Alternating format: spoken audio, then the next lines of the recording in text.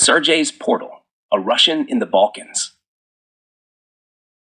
Sergej was walking along the seafront in Herceg Novi, breathing in the salty air of the Adriatic Sea. His steps echoed softly on the stone pavement, while his gaze was fixed far away, beyond the horizon, where the dark sky merged with the smooth surface of the sea. He had been living in Montenegro for several years, but he increasingly asked himself, how could he, a man who grew up among the cold winds of Russia, apply his intellect and experience as an IT specialist to improve this country? Montenegro, an amazing place, proud mountains and a warm sea, but how much it lacks modern technologies and structures that would take it to a new level, he mused to himself, glancing at people leisurely strolling along the shore. It seemed they enjoyed every moment, but Sergej could see a silence and a certain stagnation behind it. He mentally transported himself to Luxembourg. That small city-state, an example of how even a small nation can become the center of the financial world.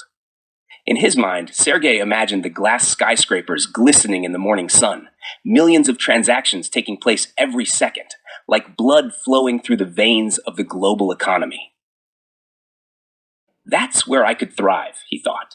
I would create a platform for secure financial operations. Clean infrastructure, transparency, reliability, that would bring Montenegro success in the modern world. And here, we could open the door for startups, attracting smart people from all over the world, turning Herceg Novi into an IT hub. But not like Luxembourg. Montenegro is not the center of Europe. Its path is different.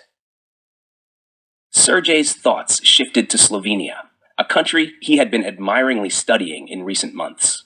There, among the green forests and quiet valleys, Slovenia had found a balance between nature and development.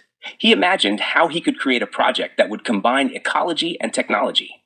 For example, an app for sustainable tourism, helping people carefully use resources while respecting nature. In Slovenia, everything seemed to be in its place. Nature, economy, and people. A country where everything was seemingly built for life in harmony with the world. But what about Montenegro? He asked himself, returning to reality. Gentle waves were hitting the shore, and in the distance, the mountains were already visible, like guardians of this land. Mountains, sea, clean air, that's its greatest treasure.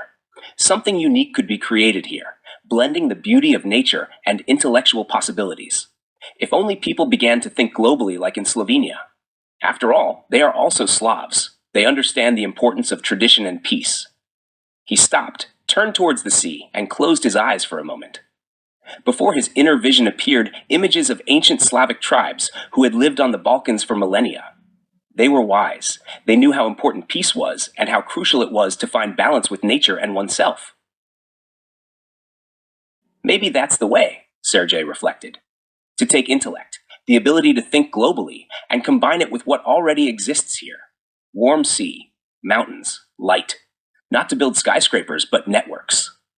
Technological networks that will enrich both people and nature. He opened his eyes and smiled. Peace and light in the soul, that is balance. As the ancient Slavs knew, where there is light in the soul, there is peace. Where there is peace, there is strength for ages. In harmony with the earth and sky, man finds power, and a nation finds its future. Sergej felt that he had found the answer. His place was here, among the mountains and the sea, and his mission was not just to bring in technology, but to help Montenegro find its path to peace and harmony while preserving its soul.